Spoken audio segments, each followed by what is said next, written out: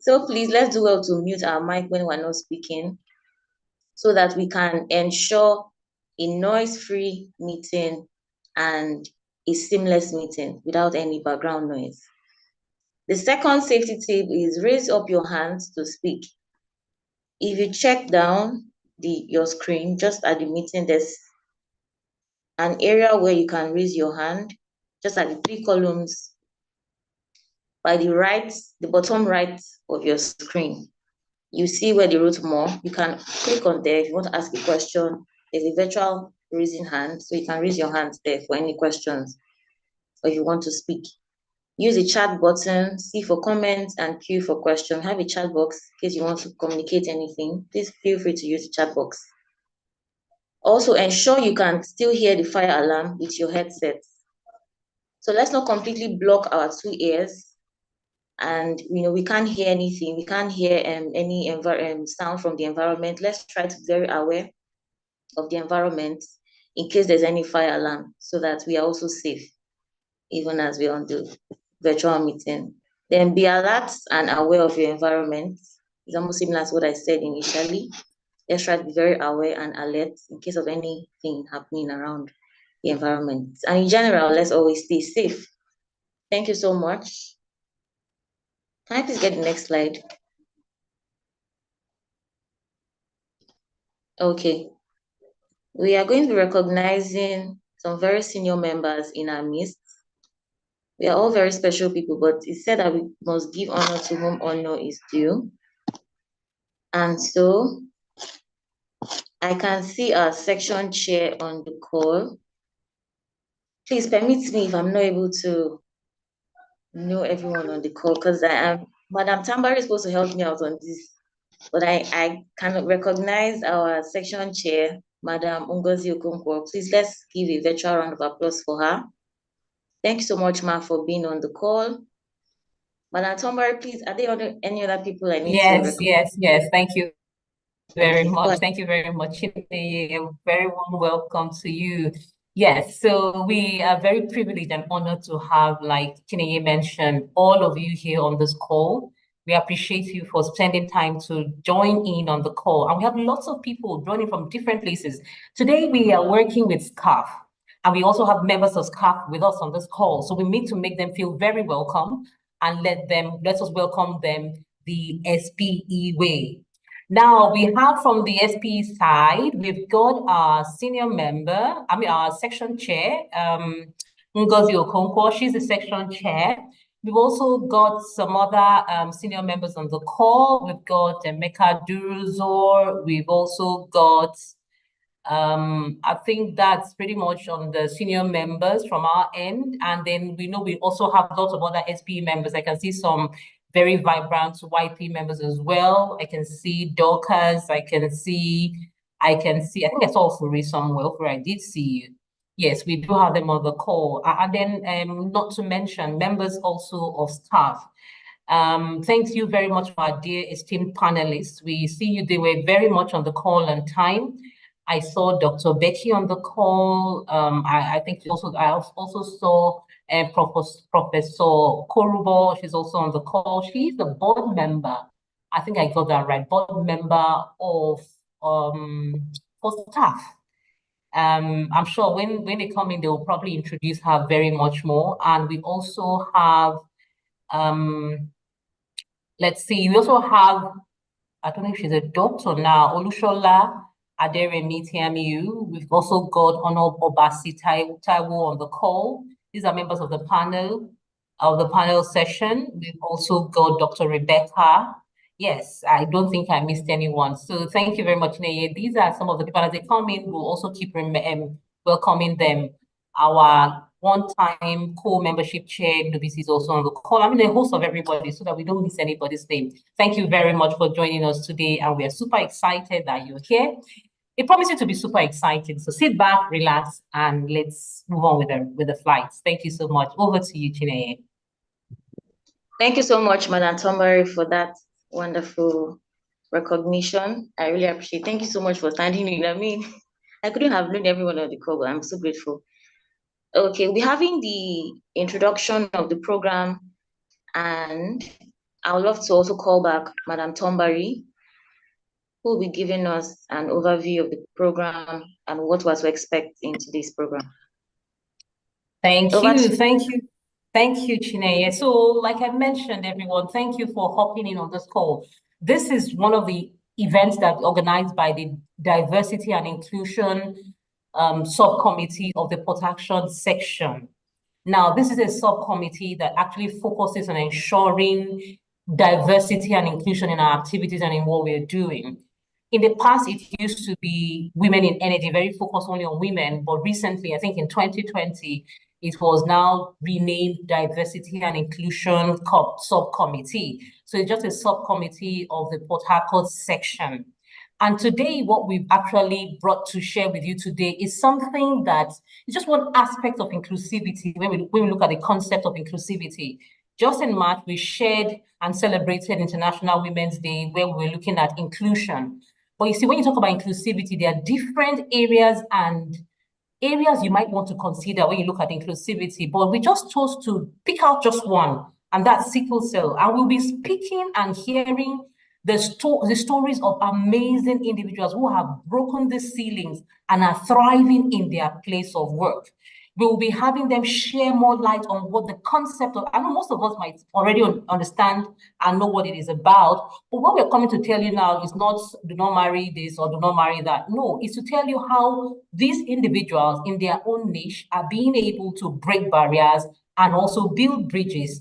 And what they will be sharing with us, hopefully most of us, when we go back to our place of work, we can encourage other people to see how our HR can take that into cognizance in managing diversity and ensuring inclusivity in everything we do. So we just have a keynote session and a panel session. It promises to be a 2-hour session, but very, very pack-filled and very engaging. So on that note, I wouldn't want to spend too much time on that. I want to warmly welcome you and to also let you know that it doesn't even end today. Tomorrow, we will progress going on to our blood drive. We want to see how and encourage how we can also donate blood. You know, you never know when you need it until you are at that point. I remember speaking with the members of the staff team, and then they shared with us the cost of getting a pint of blood. Sometimes these things look like it's on television or it's just there. But God forbid, if we ever have to do that and you now realize, if you ever had need for it, you realize that it doesn't come easy. So we want to contribute our part tomorrow. And we're encouraging everyone, once you are able and available in Port Harcourt to donate, please come to the Port Harcourt, to the St. Patrick's Hospital along Oguna Valley. I think the team can drop it on the chat group for that's the actual blood drive. We encourage you to, see what you can donate. Some of you have so much blood in your body. Those people that have been pumping, you have a lot of blood. Please come and donate some of this so that you can be rejuvenated and get more. Thank you so very much. And good evening and warm welcome to you again. Over to you, Chineye. Thank you so much, Madam Tombari, for that wonderful welcome address. Just as she has said, it's all about inclusivity. It's all about breaking barriers, all about building bridges for such people living with the sickle cell, anemia condition. It's not, just like she said, it's not to say don't marry this, don't marry that. It has been done. How well can we build bridges? How well can we bridge disconnects? How well can we encourage a safe and healthier environment for them to thrive and live in? On that note, we'll be heading over to the welcome address, and it's my honor to please bring to the virtual lectern our section chair, Madam Ngozi Okonkwo. Yeah, good evening, everyone. On the call. Please confirm that you can hear me. Loud and clear. Okay, so thanks, Chineye. Good evening. So I really want to start by appreciating the Sickle Cell Awareness and Health Foundation team for agreeing to partner with us to bring to everyone the Sickle Cell sensitization program. Tombari, you are really a great person. You know, when Tombari spoke, she talked about the first thing we started with was women in the energy before we moved it on to DE&I. But even in the DE&I space, most times when people talk about diversity and inclusivity, the focus is always on women, either that women are not being treated well, or women are this, or women have a lot of things to carry along to be able to work well. They have family, they have children and stuff like that. But somebody came up with this beautiful idea that we shouldn't just focus on women, girls, programs, and the rest of it. That's not what diversity, it's way, way more than that. And that's when this idea came up that, yeah, there are a lot of people in the world that suffer from sickle cell, not due to their fault. Yeah, things have happened, but then they have to live past that. And we always have to like look down on those people. I remember when I was in secondary school, I had a friend who was a sickler. I know how she used to, a lot of times she used to miss classes. A lot of times when she has her issues, the way she suffers, the way she screams and stuff like that, it's a pity that at the end of the day she passed on. But there was always this pity. We always pitying her. We never allowed her to live to her potential. We always always didn't want her to do a lot of things with us, even when she was interested in doing it, because we always felt that she wasn't strong enough to do it. And so I really know and understand how a lot of people who have who are SS feel. We kind of don't treat them the way we should treat normal people. There is always this pity.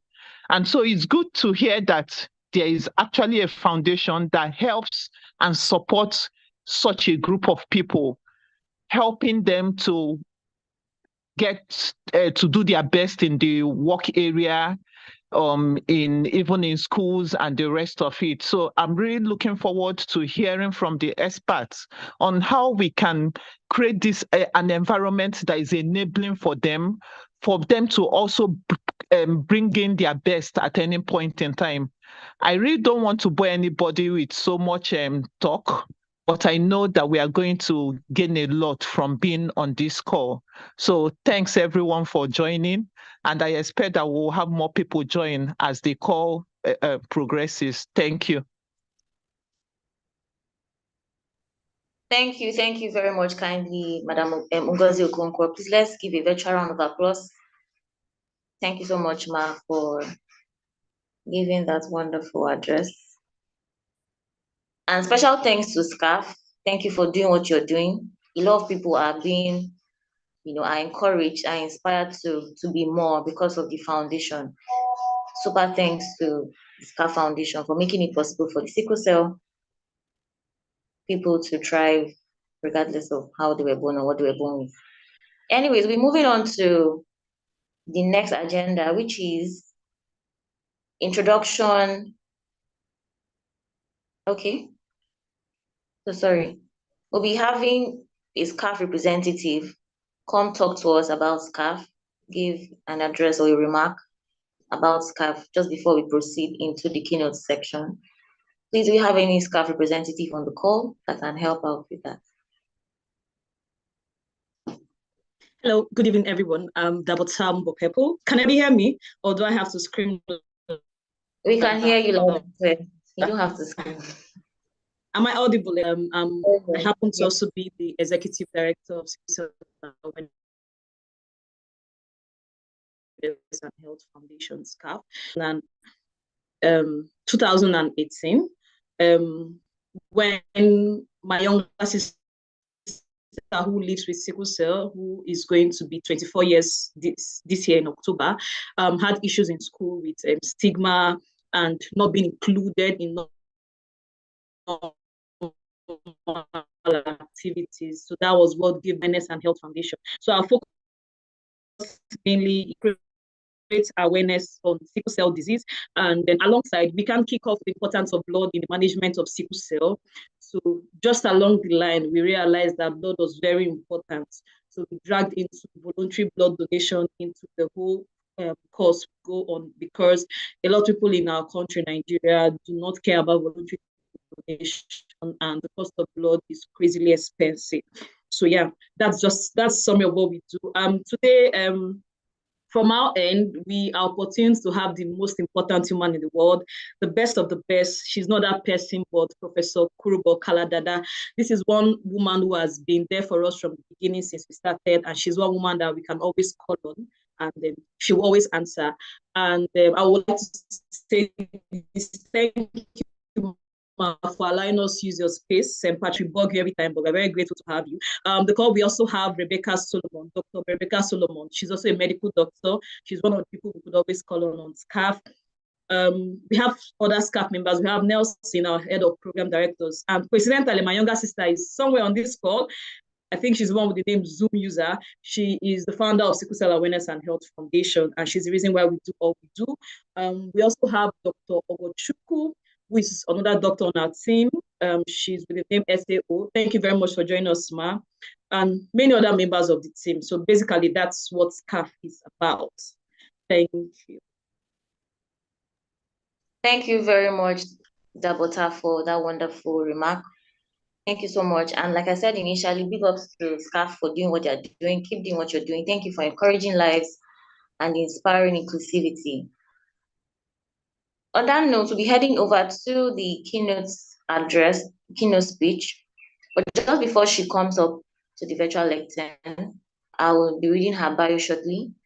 And then after, she will be speaking to us. Please, can I get her bio? Okay, thank you very much.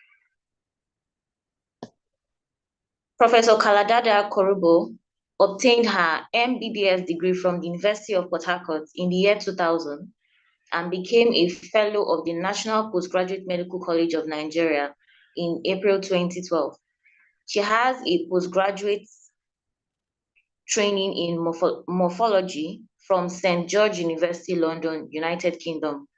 She has authored several books and is well published in regional and international scientific journals, some of which she is a reviewer for.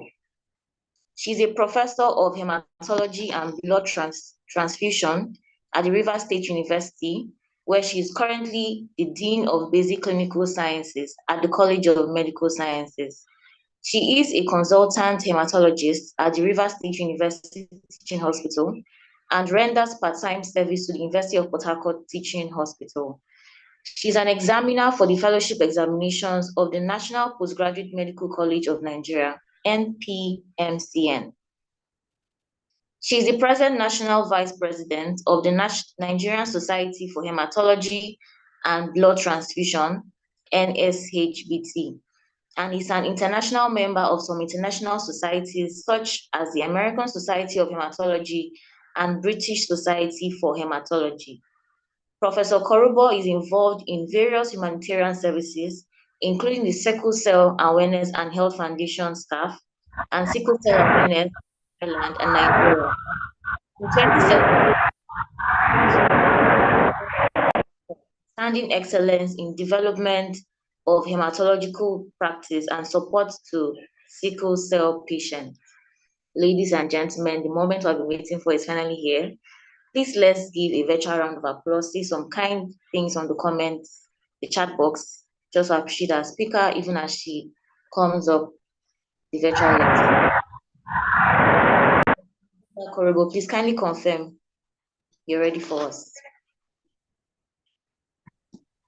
Good evening, everybody. I'm here and I am ready. Thank you so much. There seems to be background noise. Technical, please can you help us with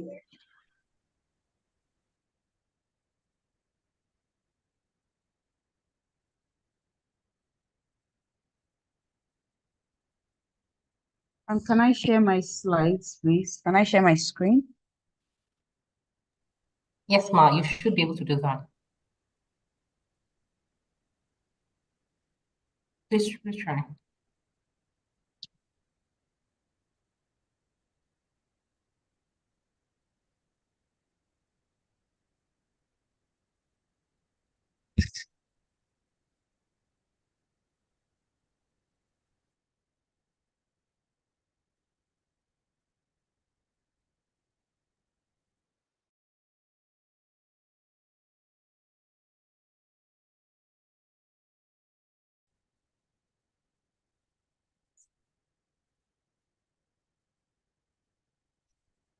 Hello, can you see my screen? Yes, Ma, your screen is up. All right, thank you. I'd like to start by thanking both the staff and the SP for giving me this opportunity to give this talk. And I believe that we'll be better for it. And I was asked to talk about living and thriving with sickle cell disease, breaking barriers and building bridges. I would like to also give this talk within a very short time. Like I told part of the organizers, I'm actually in the middle of conducting postgraduate exams. So I sort of snuck out from the exams for this webinar. So please bear with me. Thank you so much. So without much further ado, this is how we're going to approach this topic. What, why, who, with reference to sickle cell disease, and how, with reference to the topic that we are giving today, living and thriving with sickle cell and breaking barriers, and then the way forward. So what is sickle cell? In a nutshell, I think that everybody here, is there anybody here who has not heard the word sickle cell? I don't think there's anybody here who has not heard the word sickle cell. Maybe everybody may not understand it the same way like the next person does. But essentially what happens in sickle cell is, if you look at the top of this picture, you can see the shape of the round and the red blood cells, which are usually round. And this round shape of the red blood cell is very important for the red blood cell as it moves through the blood vessels. We know that the red blood cells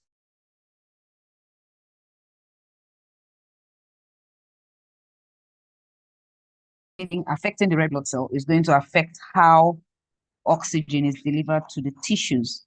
And in sickle cell, there is a different type of hemoglobin that is formed. And this hemoglobin tends to form crystals or rods within the red blood cell. So if we look at the lower picture, we can see those lines, right?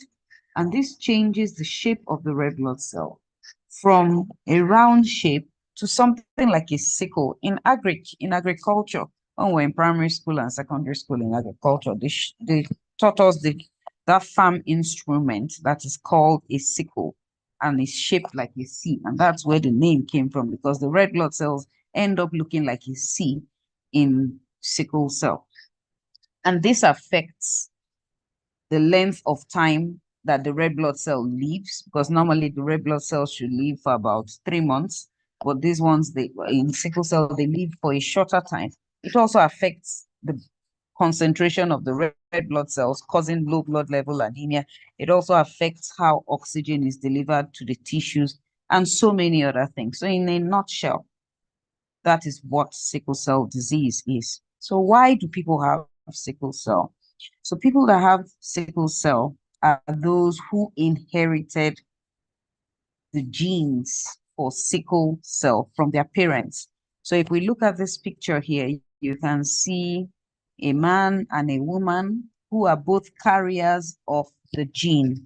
So it is reflected in the genotype, what is popularly known as AS. The S there represents the sickle gene. And if both genes from mother and father are present, then that person would have sickle cell disease. It is important to note that this picture does not demonstrate it in a way to say that if you have 4 children, one person will have sickle cell. No, it means that for each pregnancy, there is a 1 in 4 chance. For each pregnancy, there's a 1 in 4 chance. So that is why people have sickle cell disease. They have it because they have inherited it from their parents. So who is born with sickle cell?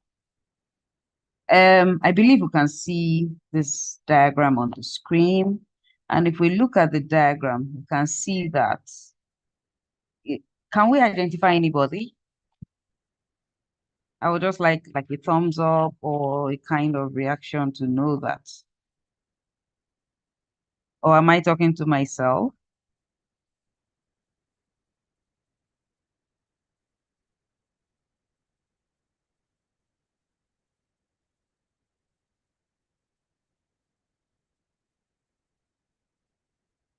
I want to believe that we know at least Adekunle Gold is in this picture. So at least he's an identifiable face.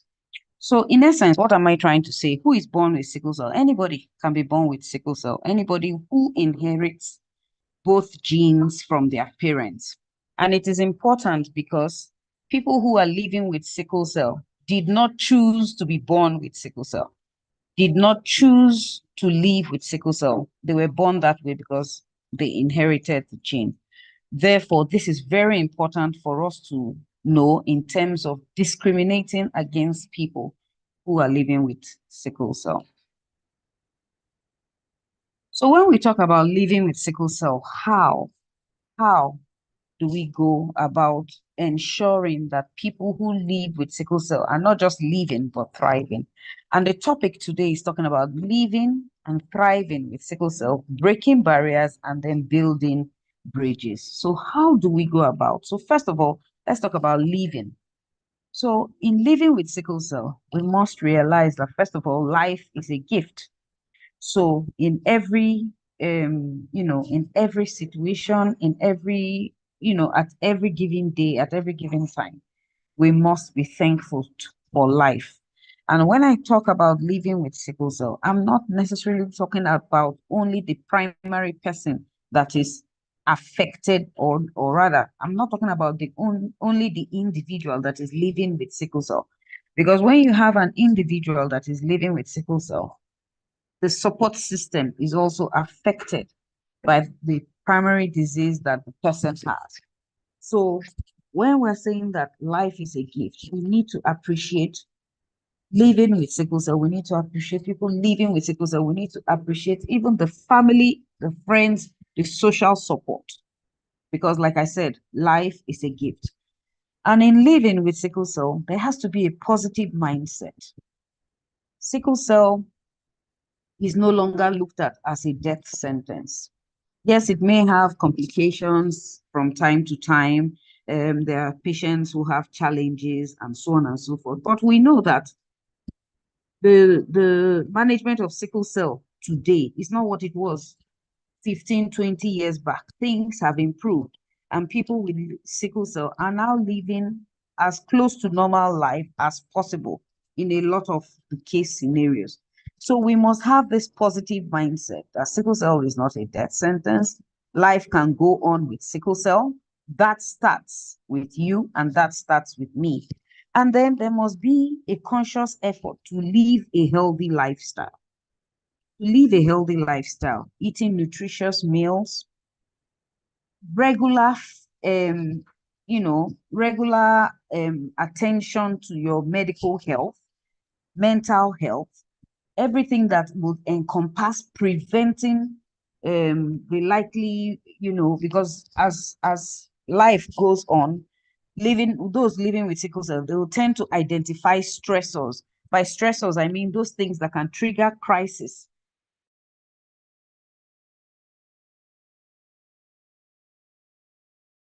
Prevent the likelihood of you having a crisis as much as possible.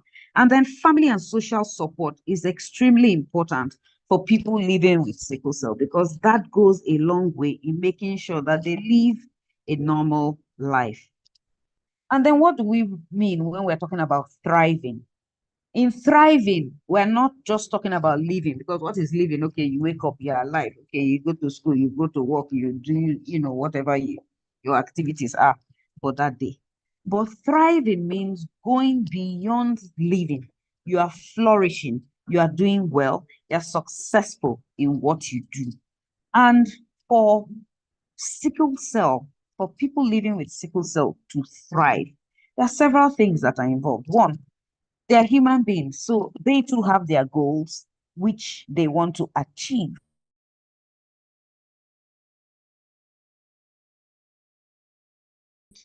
They not feel like they're limited because they have sickle cell. I showed you a picture there of several famous people across age generations who have excelled in their various fields and are living with sickle cell. Therefore, excelling can happen even if you have sickle cell. Therefore, sickle cell should not be a barrier or a limitation to someone achieving their goals. There are several other things that can assist and make sure and help the person who has sickle cell to thrive. Family and social support, again, very, very important. Environmental factors. What are environmental factors? For example, the environment that the person lives in. If the person is living in a toxic environment, if the person is living in a harsh environment, for example, the work environment, for example, the school environment, sometimes even the family environment, so that could, make it could make things worse, worsen things for the person that is living with sickle cell, because this could affect the person's mental health. This could also affect the person's physical health, depending on what environmental factors come into play.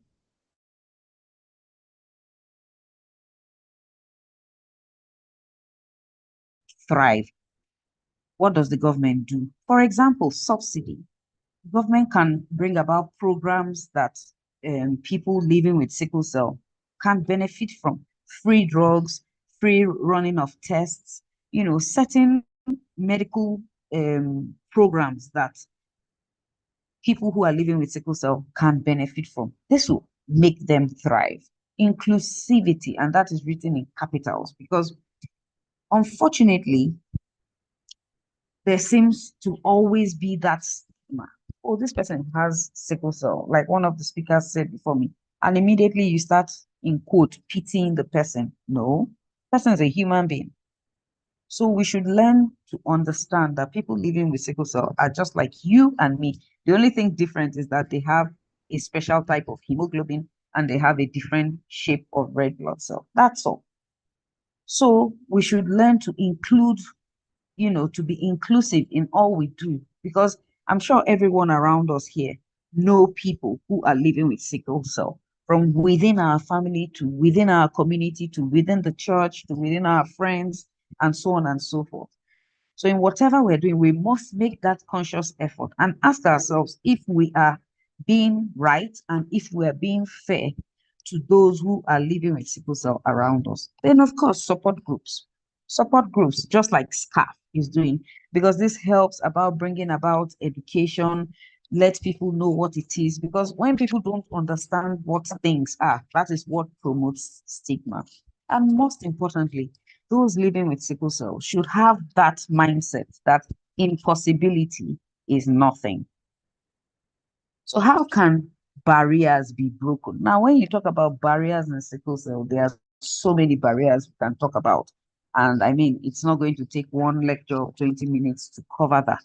But generally, we can break barriers if, one, we stop the stigma that is associated with sickle cell. That is one. And then two, so stopping the stigma comes from the community. And then two, the person who is living with sickle cell has to have that mindset that I am an excellent person, I am excellent in what I do, and then also have that spirit of persistence in whatever he or she does.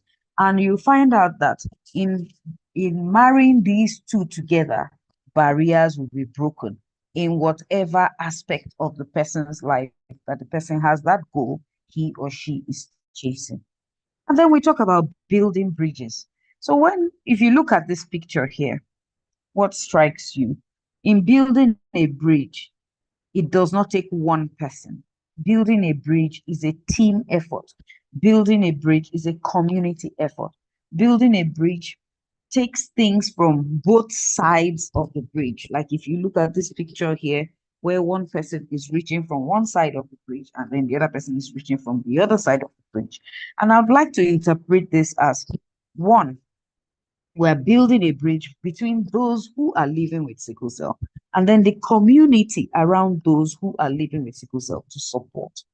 And for us to do this, we can't build those bridges without education. One, self-education by the person living with sickle cell. The person living with sickle cell should know all there is to know about sickle cell.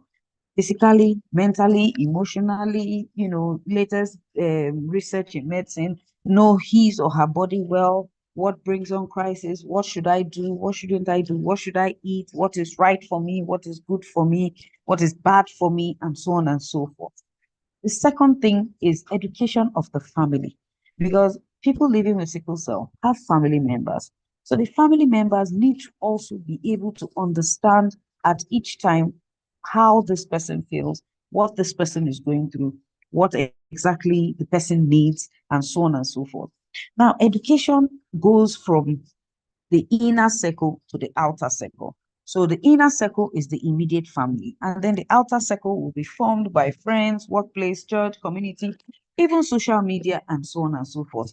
That way, everybody understands what sickle cell is. Now, if everybody understands what sickle cell is, then we shouldn't have people applying for jobs and then they are rejected because they have sickle cell. We shouldn't have people, bosses who you have somebody who is working for you and this person has sickle cell, and then maybe the person was, had to be away from work, require medical attention, and then maybe this has happened several times. It requires understanding to know that, okay, this is what this person needed at the time, and therefore you should not discriminate against that person. And then if this education goes round from the inner circle, like I said, to the outer circle, we in Nigeria who are living with Nigeria in a whole is living with the greatest burden of sickle cell worldwide. We have the highest number of people living with sickle cell. So we should be the ones educating the world about what sickle cell is. And that is how we can build bridges. So we can build bridges in the family, in the workplace, in our careers, in the community, at the in churches, in our social life, even on social media, in any place that we find ourselves in. Make your little niche and make impact. So that impact could come from, we have sickle cell advocates here. We have people living with sickle cell here. We have people who are also interested in sickle cell. And by doing that, it will go a long way in making sure that everybody gets to know exactly what entails sickle cell. It is not an infectious thing, and so on and so forth. Like, people have the wrong information about it, and there are several myths about it that we will not go into. Now, finally, what's the way forward if we're talking about breaking barriers and building bridges? Truth of the matter is that we cannot move forward if we do not stop the stigma. So the first thing is to stop the stigma associated with sickle cell. And how do we stop that stigma? It starts with you and it starts with me. So we need to look inward and make sure that in no way have we stigmatized people that live with sickle cell. The second way forward is to educate, inspire, and encourage people living with sickle cell. And then the third way forward really is actually to prevent sickle cell, that is in the future generations. And then for those who are already living with sickle cell, to prevent complications of sickle cell. So I think my talk ends here. Thank you for your time. I would like, some contributions and questions if there are any. I think I could answer that in a couple of minutes. And I'll end with this picture here. This picture says two things. It speaks two words in my own impression. And what does it say? I can. So thank you very much, and I'll end here.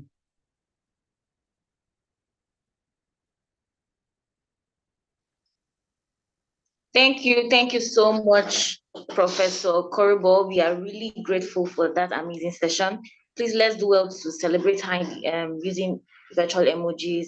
Say kind words to her on the comment section, the chat box rather. Thank you so much, Prof.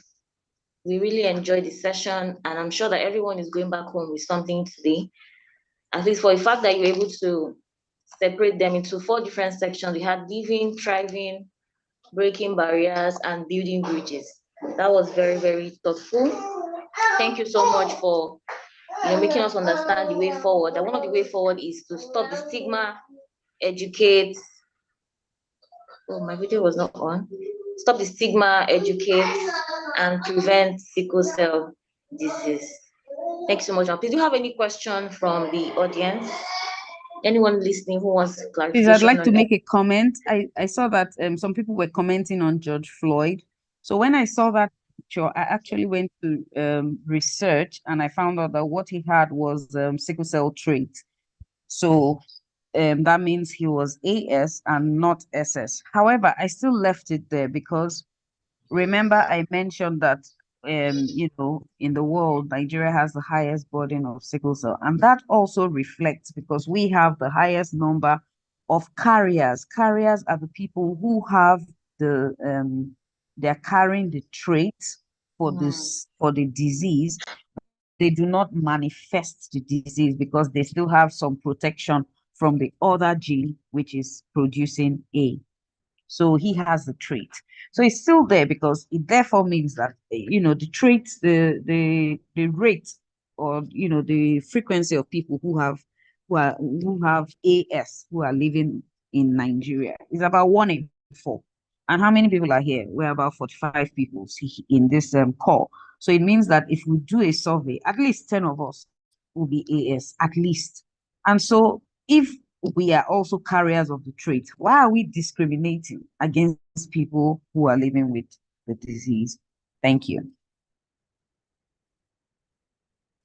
Well said. Thank you so much, Ma. Don't discriminate, because you might not be with the sickle cell disease, but you might be a carrier. So let's not discriminate. Let's stop the stigmatization. Thank you so much, Ma, once again. Thank Do we you. have any questions before we call it a wrap from her end? Any questions, any clarification? Feel free to please raise up your hand using the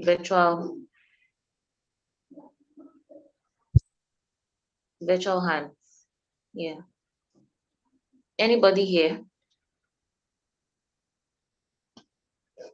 Okay. Let me check the chat box as well. Okay. So I think we can proceed. Thank you so much, Ma, once again. We really appreciate it. I Thank think you there's a very question much. on the chat box. How can one manage living with sickle cell with a physical complication and self-esteem? Anito Suji asked. Oh, okay. Oh, just saying that now. How can one manage living with sickle cell with a physical complication and self-esteem? Okay, so first of all, in the care of people living with sickle cell, I will start by saying that it is not just one type of doctor that they see. For example, it's not only the hematologist or it's not only the pediatrician. Sickle cell requires a team effort. Both doctors, nurses, pharmacists, scientists. There's so many people involved in the care of people living with sickle cell. That's one. Two, if the person has a physical complication, of course, it will depend on what physical complication that the person has. And so there will be a specialist doctor for that physical complication. For example, if it is a bone-related physical complication, then they will need to see the orthopedic surgeon. And then for the matter of self-esteem, remember I kept hammering about family because it starts from even the family. The family can support that person for better self-esteem. And then the person can also get professional help. And then, apart from the family, even the friends and the psychosocial support around the person will help the self-esteem. So it's actually a team effort. In fact, management of sickle cell requires a community effort, not just a medical team effort, a community effort. Thank you. Thank you so much, Ma. Thank you so much, Ma. Okay, please, we'll have room for questions later on. But for now, we would love to head over to the panel session as we have our panelists waiting to speak. Thank you so much. Thank Can we get you. the slide? Thank you, Ma. Okay, I would love to introduce the moderator for the panel session. He's none other than Nelson. I'll just quickly read his bio and then hand over to him to handle the session. So Nelson is an experienced healthcare professional focused on innovation in healthcare. He's a co-founder at Inoculate, a health tech company accelerating access to preventive healthcare services in Nigeria. His experiences have led him to work at the intersection of people, programs, products, and operations. He also heads programs activities of the non-profit Sickle Cell Awareness and Health Foundation, leading a team of volunteers to raise awareness about sickle cell disease, promote sickle cell disease literacy, improve access to health, blood, and blood products, and provide support to people living with sickle cell disease. Nelson serves on the Willie Journal Public Health Challenge Youth Editorial Board. He's constantly working to create solutions that encourage equitable healthcare access. He enjoys reading and listening to podcasts in his spare time. I'm sure you should add my podcast part of your favorites. Anyways, so over to you, Nelson. Thank you so much.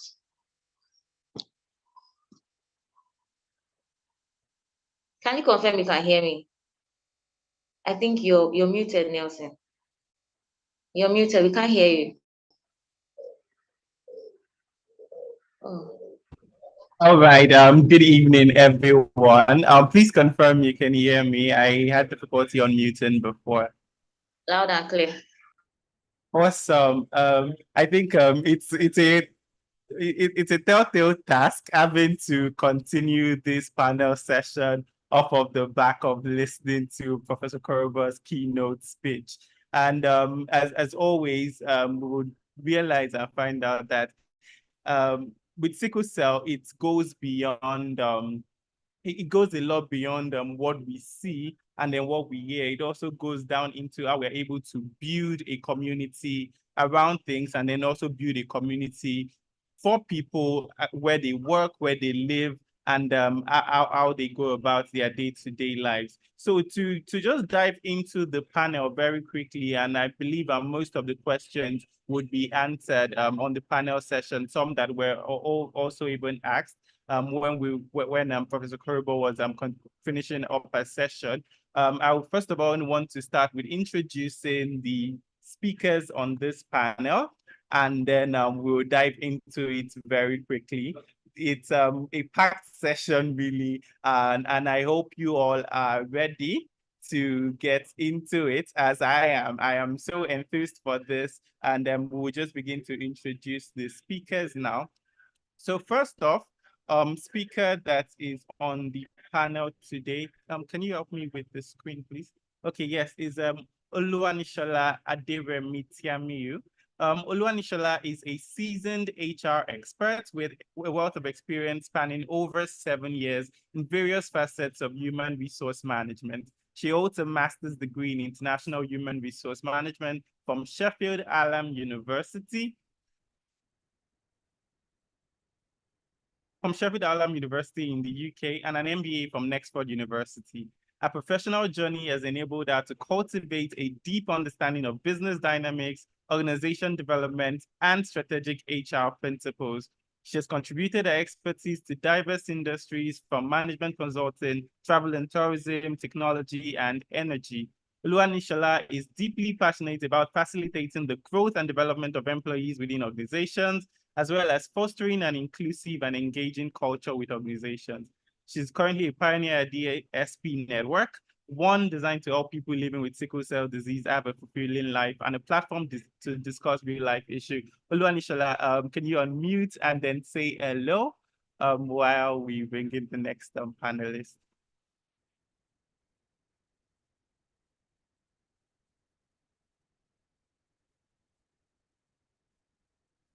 Hello, good evening. Can we hear me, please? Loud and clear. Thank you. Fantastic.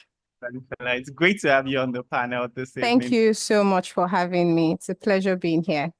All right. So I'll jump to Honor Obasi Ejem. She is a lawyer, a health advocate, and founder of Okare Sickle Cell Foundation, Nigeria. She's currently an associate lawyer with Ata Ochinike and co-solicitors in Calabar, and has authored 2 nonfiction books,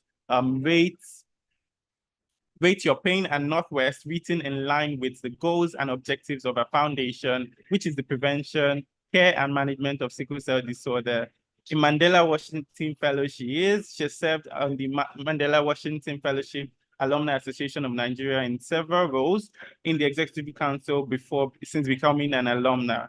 She has also served as National Secretary, Vice President, and President of the Mandela Washington Fellowship Alumni Association of Nigeria, and is equally a one champion, authoring petition on that mandates genotype counseling and tests for intending couples. She holds a Bachelor's of Law, Master's of Law from the University of Calabar, and a BL from the Nigerian Law School. She's skilled in public speaking, effective written and verbal communication, leadership, problem solving, teaching, corporate events, planning and management, and community outreaches. Honor Obasi, if you're with us, I would like you to also just unmute very quickly and say hello to the house while we jump into this. Hello.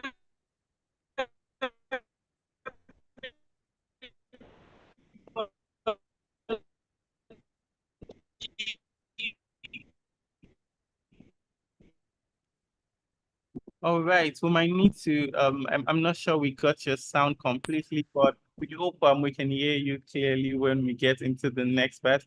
And finally, on the panel, we can't have a panel such as this complete without a healthcare professional. An healthcare professional, I am a pharmacist by background, but we need a medical doctor to round up this panel. And that doctor is Dr. Rebecca Solomon. She's a sickle cell advocate and passionate about the quality of life of sickle cell patients, and is involved in studies on coping mechanisms of caregivers of sickle cell and how it affects the health and quality of life of children.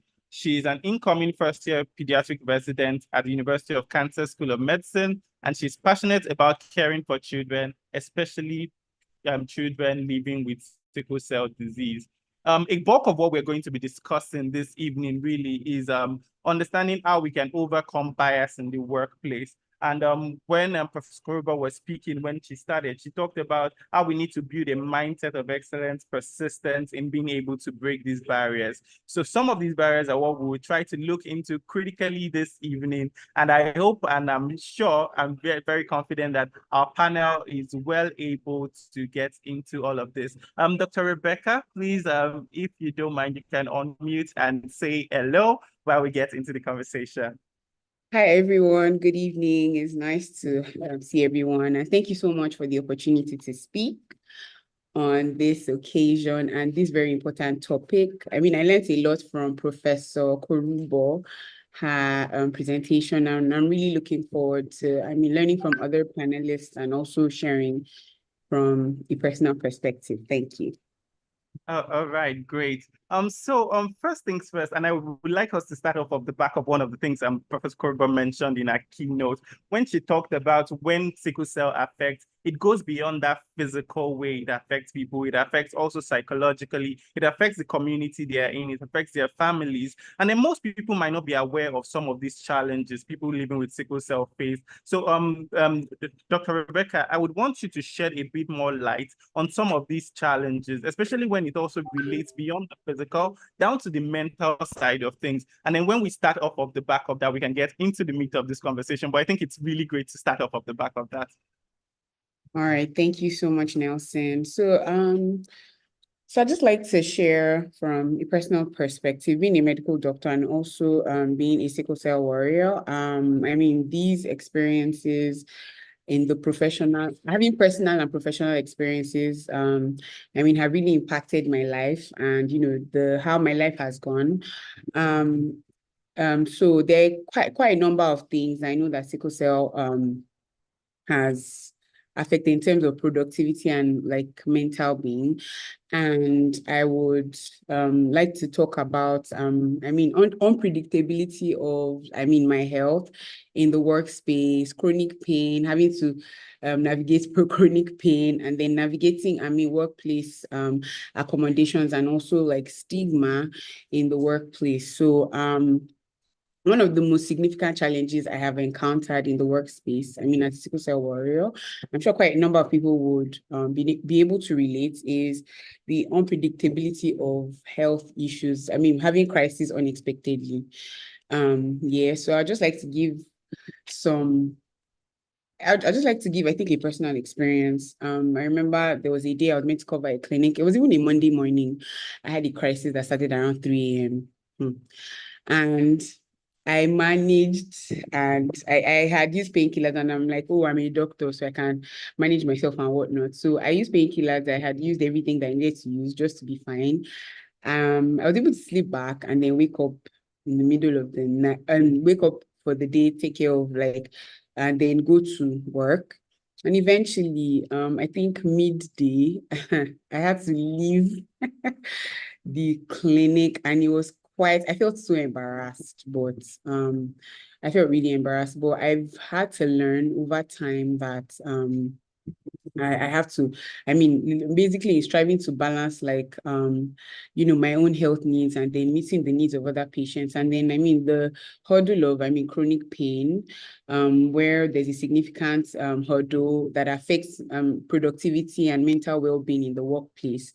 I mean, having maybe pain in one part of the leg or one part of the hands, and the pain not being enough for you to be admitted into the hospital, but you still being able to, come to work and, do all the things that you need to do. I mean, coping with the pain and then meeting the demands of, the profession of medicine can actually be exhausting and draining. And then also navigating, the workplace accommodations and addressing stigma. I know that when I first of all started in the labor market during my internship year, I had not told anybody that. I didn't disclose it to anybody. And sadly, it caught up with me.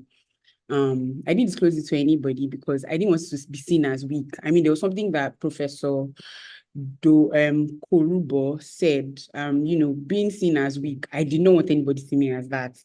And sadly it caught up with me. And I mean, these are some of the challenges. I mean, the guilt of, having sickle cell and still trying to meet up in the tasks in the workplace. And, and also managing other people's emotions and expectations of you when they get to know who you are and whatnot. So it can be quite demanding and mentally exhausting sometimes. Yeah, so I think those are some of the things that I'll just jump in quickly, which is on the side of you talking about it being really starting off of the back of a personal experience is really great. And Onogo, I think this is where I want you to also come in. This is a doctor that is talking about not being able to speak up about this thing happening. And that means that there's still this lack of awareness when it comes to the condition and how it affects people. So because you don't have the pain that is significant enough to get you admitted, people begin to see it as you're looking for an excuse, so to speak, within the workplace, and it begins to affect you mentally too, and how you're able to be productive, just like Dr. Rebecca said. So, Onoga, I want you to speak to this on the side of what strategies can we take as individuals and organizations to educate and raise awareness? Because when we look at Nigeria, for example, we have one of the highest burdens in the world, and Professor Koroba mentioned this when she was speaking earlier. So how do we raise this awareness just to ensure that we can help people overcome these biases in the workplace that make people think that, oh, you're just trying to make an excuse, whereas it really is a condition that is affecting you significantly? Hi, everyone. Can we hear me now? Loud and clear, absolutely. Please fire away. Okay. Okay, thank you for that. It's been really inspiring listening to Dr. Rebecca and the keynote speaker, Professor Kurubo. And I must say, I relate very much to what Dr. Rebecca said. Sometimes you just have to be out there and get stuff done, but because then the crisis comes and then it seems like, okay, can I actually do it with the crisis? I've taken pain release, give it time to work, and then it's not forthcoming. Now, or rather, the crisis is not reducing. It just needs you to rest, but you have stuff to do. Yeah, I've experienced that a couple of times, more times than I can count, actually. What I'll do in such circumstances. I just want to jump in quickly here. So when that happens, how do we raise this awareness? I'm very, very particular about how we raise that awareness to get people to understand. Okay. I work in a law firm. It's not structured like the doctor's workspace. It's a private law firm. So most of the time, what I do is either call my immediate boss and tell him, okay, this is the situation I have run into. I will not be able to do this particular job at this time. If it's something that can wait, I tell him that, okay, as soon as I'm stronger, I will fix it. And then before I am kind of like proactive, I know how unpredictable these things can be. So I make myself very valuable. Like in times when I am not down, I don't lazy around. I do what I need to do so that if I'm not there, you know that, okay, it is for good reason. I'm not just making up excuses. It is actually good reason that I'm not there. And even when I'm down, sometimes there are tasks that doesn't require me to be physically present that I can do. It's a digital world now. I can do on my phone. I can do with my laptop, wherever I am. So I kind of like try to get work done, even when I'm not at the office. So I think more like what Dr. Rebecca said, first off, you should be able to, your employer should be able to know that this is what you're dealing with, so that it doesn't come off as, okay, you are making an excuse, especially like, okay, sickle cell is not like other forms of chronic disorders that, okay, you can actually see that this person is going through stuff. The pain sometimes doesn't show, right? You are the one feeling it. And I'm a grown woman, and sometimes I don't necessarily have to cry, but I know that this pain has gone beyond a certain threshold. I should be at home, or I should be at the hospital and taking care of myself. It doesn't show on my face, but I'm telling you that this is what I'm experiencing. So it's first very necessary to have your employers know. I know it's not going to be easy, especially telling and then seeing their faces change and then their reaction towards it totally or completely changes. I understand that, but then over time, it's actually for your own benefits, right? It's actually for your own benefit at the end of the day. Where I'm currently working, at the time I began working there, I had a colleague. She did not know I was living with sickle cell, right? And then my eyes were very yellow at that point. And then she looked at me and she was taken aback, like, what is wrong with you? Please go and treat yourself. It's hepatitis or something. And she was very, of course, is concerned, but then it kind of made me feel like, it kind of made me feel bad. And that reminds me of the question somebody asked Dr. Korubo, that how do you deal with self-esteem? First off, you have to deal with your own self before you go out there, because if you have esteem issues and you go out there and somebody says such a thing, it can break you down.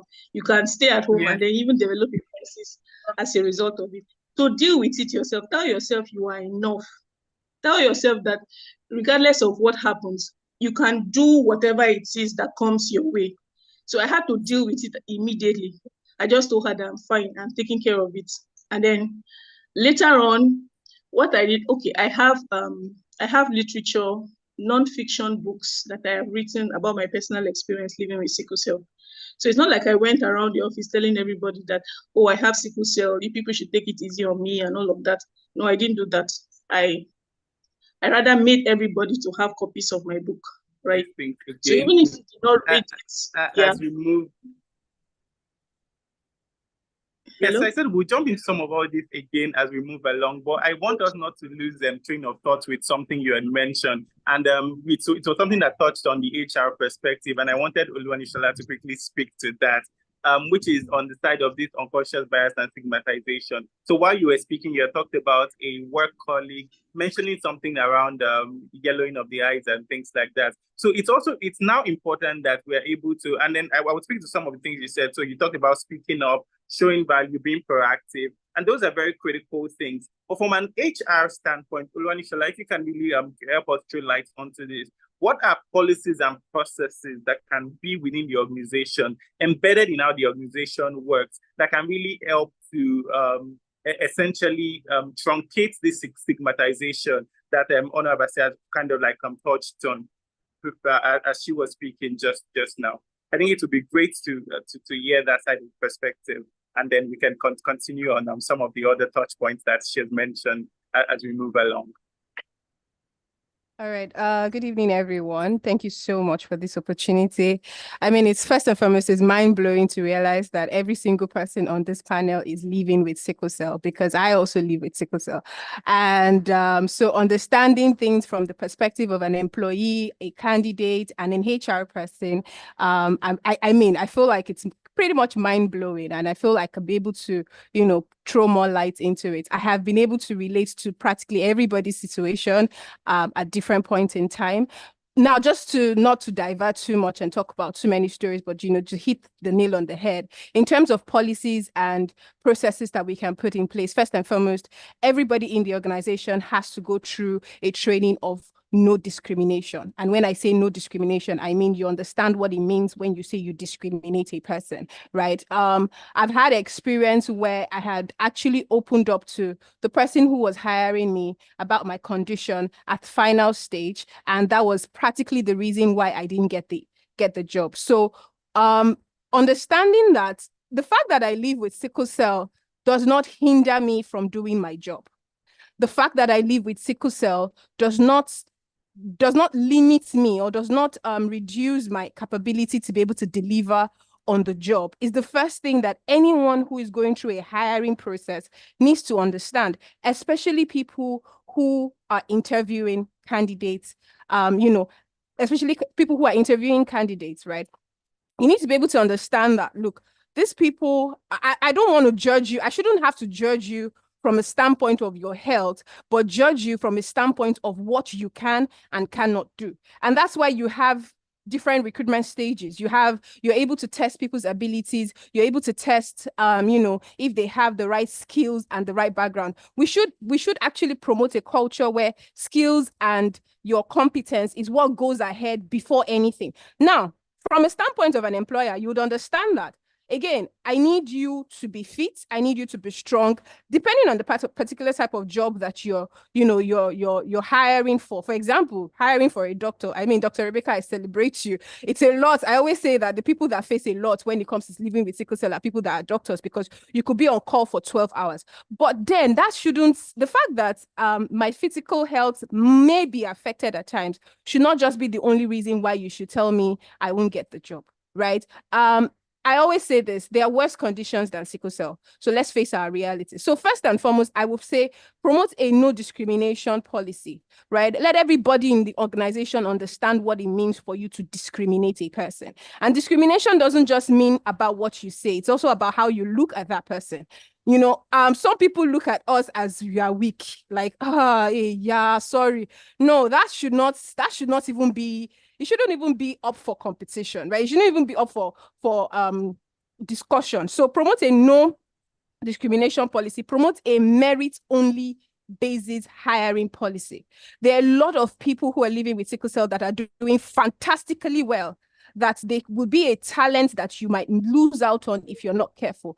And as alongside, let the people who are interviewing people understand these things. I mean, reality is I can decide not to tell you about my health until we get to the medical stage, right? When I have to go for my medicals. And then why should we have to wait till then before you now say, oh, I now know what the condition is? I think we should promote a situation where it is safe for people to open up about whatever condition or whatever situation they are facing. So I wanted to jump in here very quickly and then push this opening of questions to Dr. Rebecca. So Dr. Rebecca, you know preliminary checks, and then just as you know, in HR, there's a point to them when these checks will get, and you need to do medical checks too. It's not compulsory in some places, but Dr. Rebecca, where is, from a medical practitioner standpoint now, I want to understand what exactly and when should that disclosure happen? Should it even happen at all? Especially when, based off of what Oluwanishola has spoken to now, there's been a case where she lost a job at the point where this employer is discovering. Medical standpoint, what do you think about disclosure? Dr. Rebecca, please. Yes, so from a medical standpoint, I personally do not think that you have to disclose your genotype, because with the health screening, when the point of doing a health screening is that you are trying to see that, oh, is this person fit for work?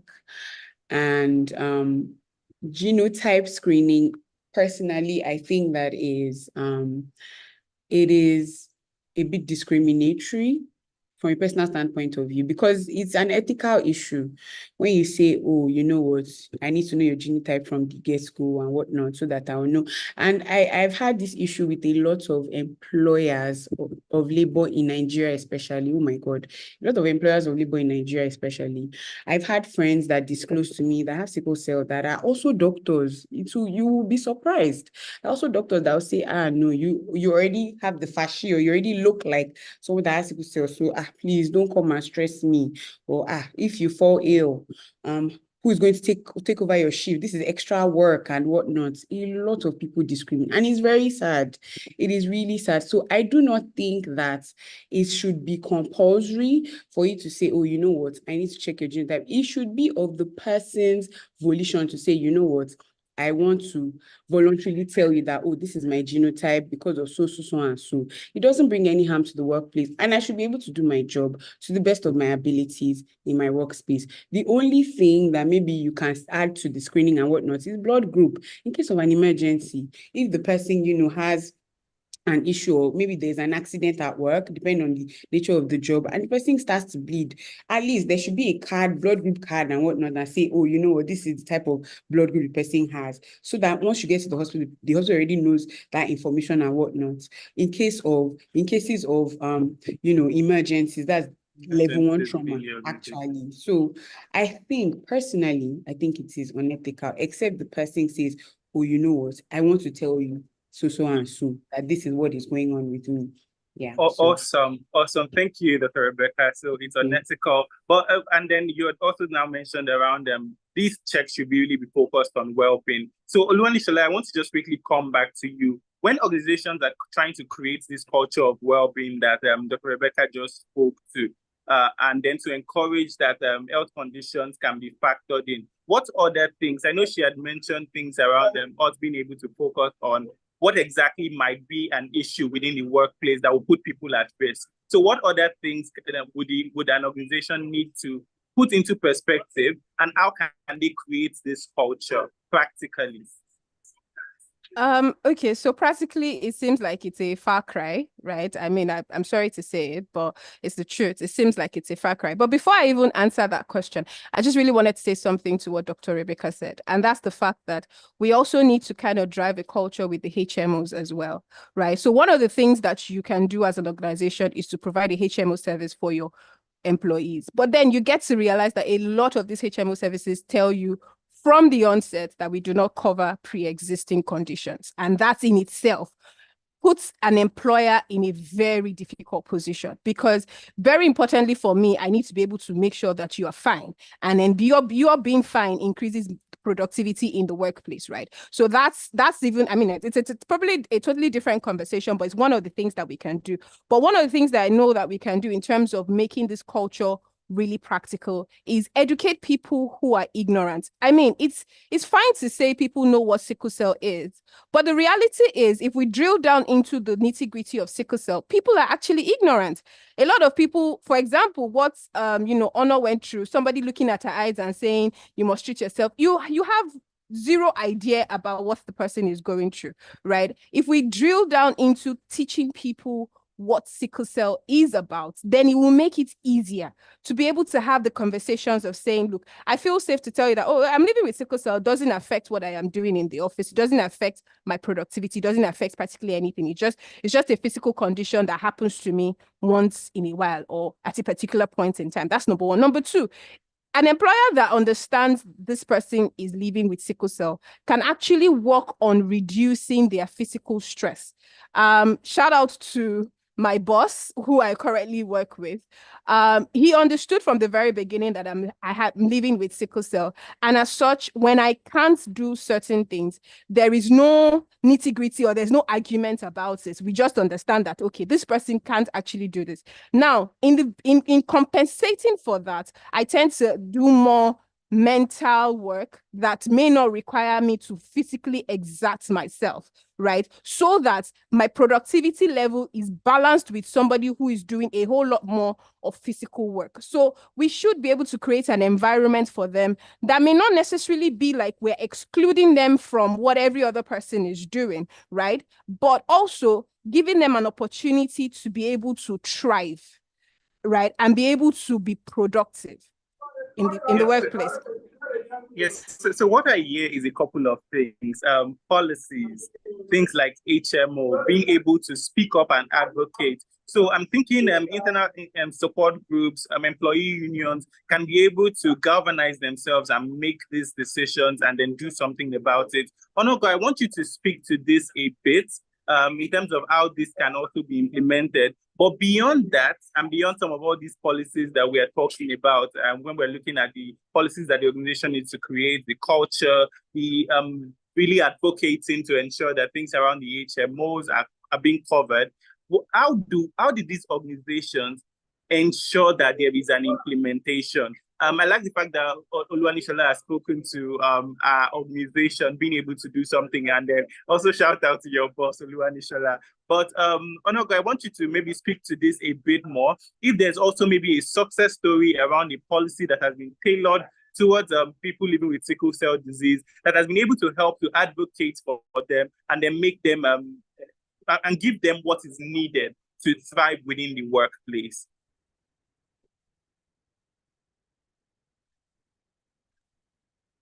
Okay, policies that, well, I cannot say there have been so many success stories. I can only say from just like Oluwanishe's boss has been helpful with giving her more mental tasks to do than physical activity. I have been very fortunate with my bosses too. I would say to concerning this point that this employee organizations or support groups should host more awareness events about sickle cell disorders. They could advocate. Now, it's not just an individual. Somebody could say, you're being biased because you're actually the person living with sickle cell. You're asking for paid leave. You're asking for like the issue of the HMOs. You're asking that the HMOs should include pre-existing conditions. I was particularly affected by that. Sometime last year, I had to do a trip outside Nigeria. It was just for a week, and we needed to sign up on a health insurance plan, and it's categorically stated that it does not cover for pre-existing health condition. Now, I needed to be at the venue of that conference. I was already sick from Nigeria. And so how do I now go? I'm leaving my country. I'm not feeling, oh, sorry about that. I hope you can still hear me though. Okay, so I'm leaving my country. I'm not feeling my best self. But these people have already told me ahead of time that they are not going to cover for pre-existing health conditions. So it's a problem. So I believe as an organization, these employee organizations, we could, the organizations will come together and advocate for this kind of incentives, this kind of accommodations to be made for persons living with sickle cell. But I don't think there's any success story as at that now. The only success stories maybe with regards to policies related to newborn screening. There is a consortium, there currently is a consortium of what they call themselves. Please give me a minute. All right, while we let Honorable just set up again, I would just want to jump in because for the want of time, so we're able to cover ground on some other parts of the conversation. So we've heard things around the policies, we've heard things around even people being able to, in the chat, you also talk about some of the tweaks and in HMO policies that now even allow, pre-existing conditions after about 1 to 2 years. There's some questions there, we'll get to them as soon as the panel is over. We're winding down already now. Dr. Rebecca, I want you to also just talk on a couple of things that organizations need to still have support in place for. So some people have also spoken towards the side of where the existing condition is now covered on some HMO plans after a waiting period, which is around those 2 years. So when we look at the future and look beyond these policies and look beyond some of all these things, technology, healthcare innovation, that is what some of us, and a lot of us are playing in currently. How would that go into helping organizations support people living with sickle cell better? You've talked about remote work at some of the things when you were starting. So I really want to drill down a bit more, maybe in 1 minute or under, it would be great. I want us to really wrap up quickly because we're pressed for time now. So we can even take some of the questions that are currently in chat. All right, thank you so much for that. Oluwanishola has actually said quite a number of things. I mean, we're talking about health insurance, we're talking about education and awareness. We've even spoken about flexible work arrangements, I mean, working from home and whatnot. And then, I mean, some of the things that employers can also do, people in the workplace, I mean, they can put protocols, emergency response protocols, teaching their staff on how to take care of people in that area that have maybe there's somebody that has a crisis. I mean, what to do at that time? Because I mean, when you find that, I've not really experienced that because I work in a hospital, but I'm sure that some people have experienced, or maybe they have a crisis or something, and then their co-worker is panicking and not knowing what to do or running away and whatnot. So we find some of those bizarre behaviors, sadly. So the place of technology, you have telemedicine where, I mean, like you can speak to the doctor. I mean, I know that there are platforms now that have telemedicine where you can speak to the doctor instead of like having to go to the hospital, maybe when you are feeling funny or, I mean, before you start getting like a full-blown crisis or whatnot. And then electronic health records, which actually help you track your symptoms. I mean, you should be able to get electronic health. I know we don't really have that advanced electronic health records. Well, some places actually do in Nigeria, but I mean, in the government space, no, we don't really have that. But I mean, government is actually now putting in some things in place, but so the electronic health records, where it helps sickle cell patients to actually, or warriors to actually track their symptoms, track medication adherence. I mean, if you have like an app that remind you about your medications, treatment plans, I mean, and then something about, so I thought about the wearable devices. I know that people have like your Apple wristwatch that tells you, oh, your BP or your heart rate is going high. I know there have been instances where the wristwatches have actually told people that, oh, your heart rate is going high or your heart is beating funny, and I've actually helped people. So we can have that. I mean, wearable devices where it will tell you, oh, the state of, your body is like this, and it seems like you're about to have a crisis. I mean, that would be so nice. Or, I mean, using AI that will actually come help. in handy.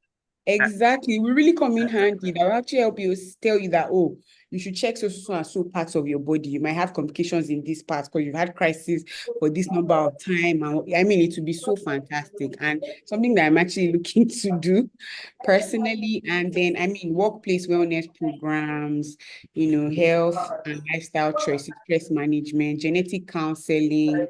Yeah, I think those are some of the things that think can be put in place and how health and technology needs to help out. Yeah.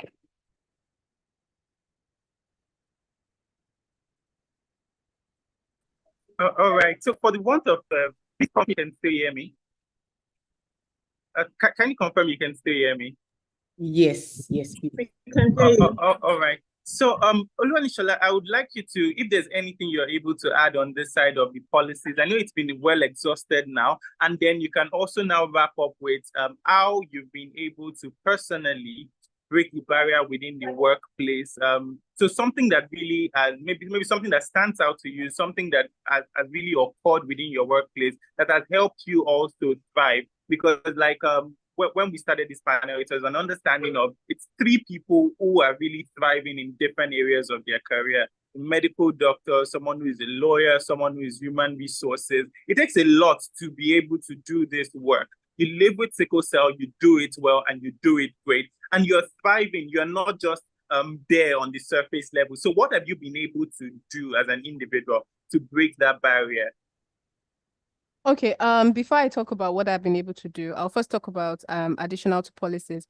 It's very important for employers to understand that your policies are not going to be one size fits all for everyone. So for example, you have a policy that says people are entitled to maybe sick leave for maybe 3 days in a month, right? For somebody living with sickle cell, it might just be more than that, right? So you have to be able to sort of find a balance around it, right? And then secondly, there was something that Dr. Rebecca said at the beginning of the session, when you have a pain that is not so serious enough to be admitted in the hospital, but it's actually something that can build up. Employers need to also be able to understand that when I say, oh, I'm having little bits and pieces of pain here and there, it might just, call for like a rest so that I don't entirely break down for a whole longer period that can affect the work in general. So we need to be able to have things that are able to, kind of understand that we're dealing with peculiarities and not generics. Right, that's one. Now, so for me, what have I been able to do so far? For every warrior out there, I always say have a resilient spirit. It's never going to be easy. It's not going to be a walk in the park, right? I have lost a job because of my health situation. I have lost opportunities because of my health situation. But it's a situation of understanding that, look, it's never going to define what I want to do or define me in general. But, I'm going to thrive regardless of it, right? That's one. Then two, take it easy on yourself. It's a health condition.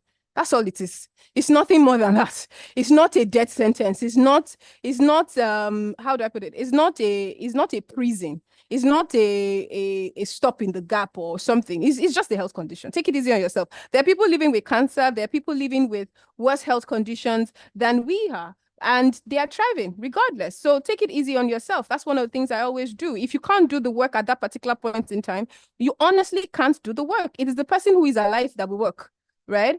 So you have to remember that all the time. So take it easy on yourself. Be gentle with yourself. It is, again, one of the things I've learned is this. It is how you treat yourself that your employer is going to treat you.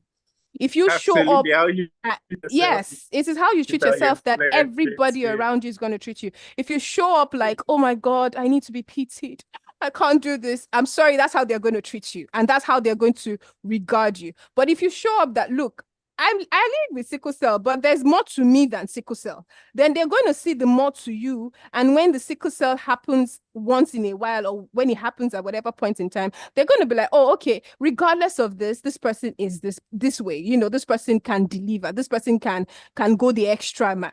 So how you treat yourself, how you carry yourself, how you regard yourself is how everybody in your space is going to regard you. So you are the deciding factor of what happens to you in the long run. Are we going to have people who are going to be very annoying? Oh, by all means. Are we going to have people who will not respect you for that? Oh, by all means. But in the end, it becomes a drop in the ocean that really should not matter.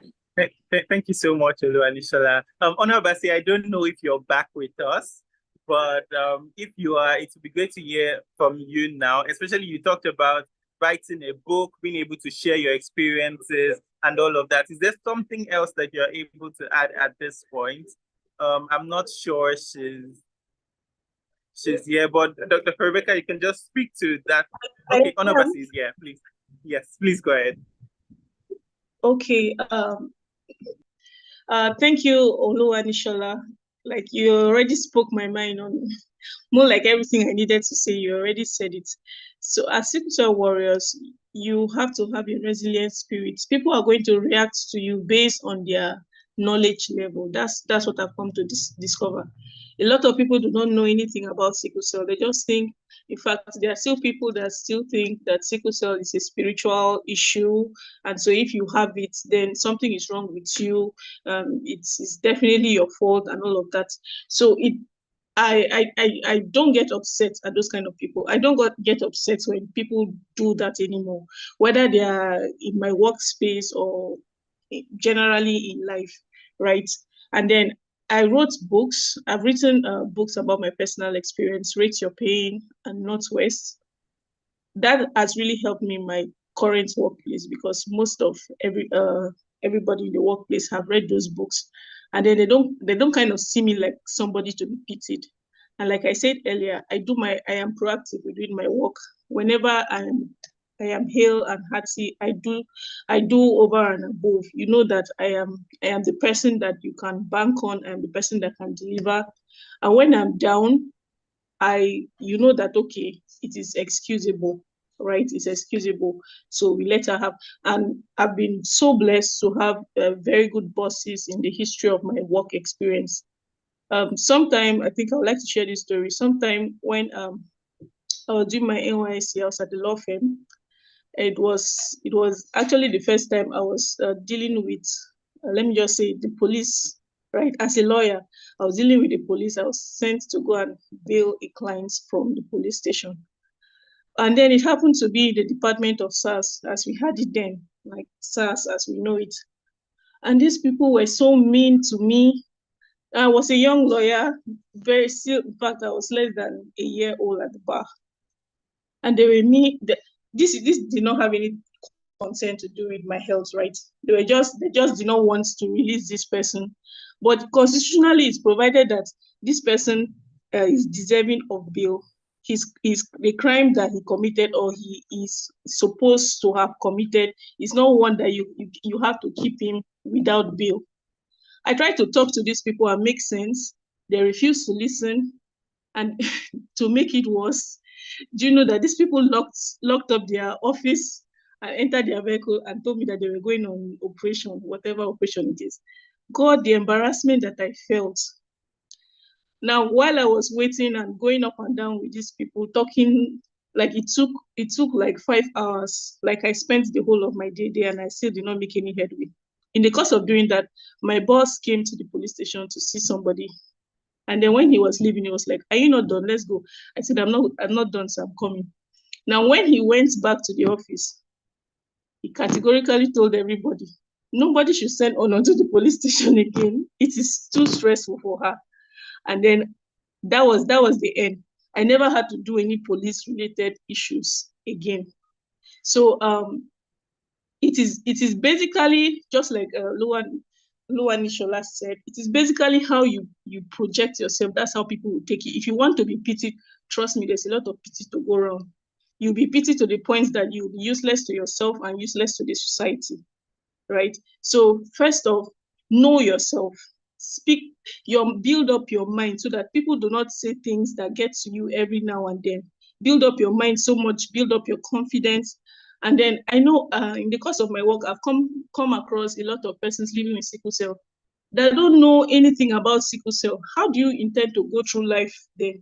You don't know you have medications, daily medications you're supposed to take. You don't know your steady state PCV. How are you getting by? So these are the things that will help sustain you if you're living with sickle cell and you intend to thrive. Thank you.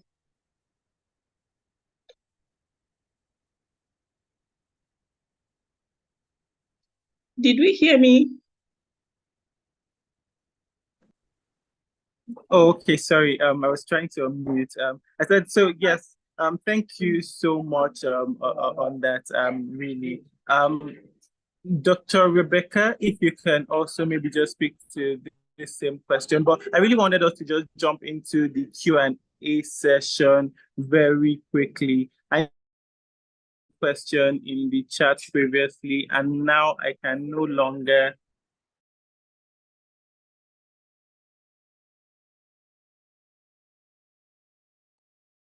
Hi, everyone. Can everybody hear me?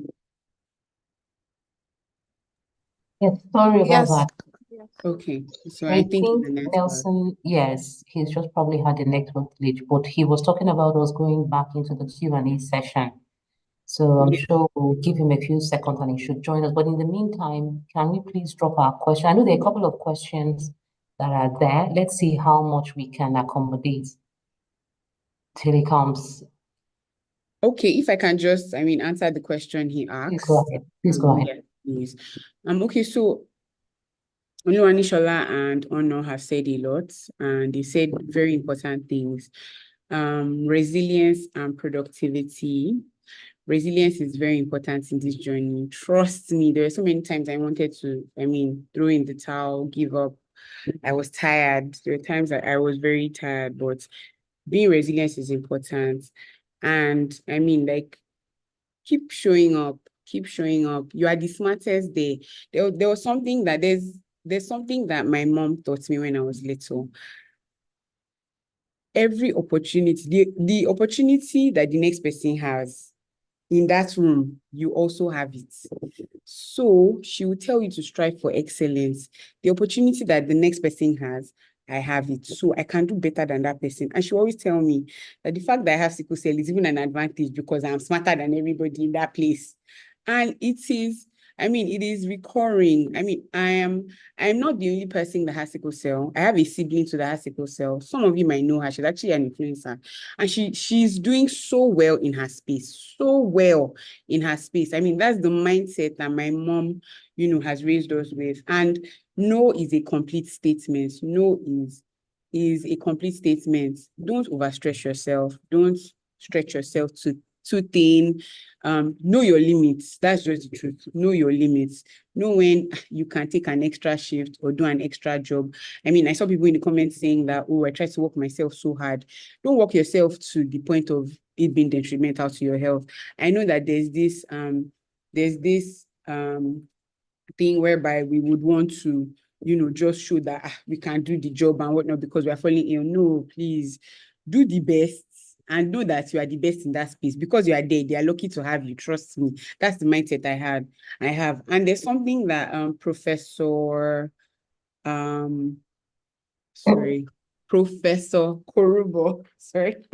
said something about positivity. It is so important in life. You must always have a positive mindset at things. You must always have a positive mindset at things. So I'm moving to the US to do my residency program. And it's a big deal. It's a very big deal. And when I started the journey, a lot of people had told me that, this thing will not work, or it's too expensive. And I'm like, it's not going to work for you, but it's going to work for me, because it is me that is doing it. So it's going to work for me. So always have a positive mindset to life is so important. Thank you so much. Thank you very much, Dr. Rebecca. Thank you very much. We apologize that our moderator has sort of been knocked out of the meeting, but let's see if we can take a few questions just so that we can wrap up. And when he comes in, he'll pick up from where he stopped. So first on our list, maybe Dr. Rebecca will push this to you. Someone's asking, what are the latest advancements in the treatment of sickle cell? I'm sure you'll be very much exposed to that because of your nature of your work. So what are the latest advancements in the treatment of sickle cell? Okay, so we have gene therapy, that's the stem cell therapy, where you take a medication that goes directly into your gene. That's the building blocks of the body, that goes into that part of the cell and tries to re-engineer and redirect, the red cells from producing SS or sickled red cells to AA red cells. So it's actually a groundbreaking treatment that nobody is really talking about it, because one of the reasons why people are not really talking about it is because sadly, healthcare disparities. So this was done in the University of Yale last year, and it's sort of like a cure to sickle cell actually. But apart from stem cell transplants, but it's not really being spoken about because sickle cell affects majority of low-income countries, third world countries, that's African countries. So the people that actually that got that groundbreaking discoveries do not really have partners, or do not really have I'm looking for the word. They don't really have partners. They don't really have sponsors. Funding. So we have to start praying, guys, that it flies, because they need to have sponsors for the treatment so that it can fly and so that it can be accessible to people. Because trust me, when people just bring out that type of treatment, is always expensive. So except you have sponsors like that, or the GSK and the very big companies that would actually back up the people that do that, we might not get Yeah, it, but hopefully we'll get it very soon. Thank you so much. Thank you for throwing more light on that. Thank you. So we'll go back to Honor. Honor, I'm sure you're still with us. So there's a question we would want to throw at you. And the question is, how does sickle cell vary in severity among different individuals? And what role does good diet play in managing sickle cell? I'll take that again. How does sickle cell vary in severity among different individuals? And what role does good diet play in managing sickle cell? Okay. Thank Hello, you. can we hear me? Very well, please. Okay, yeah. Sickle cell varies in severity among different individual.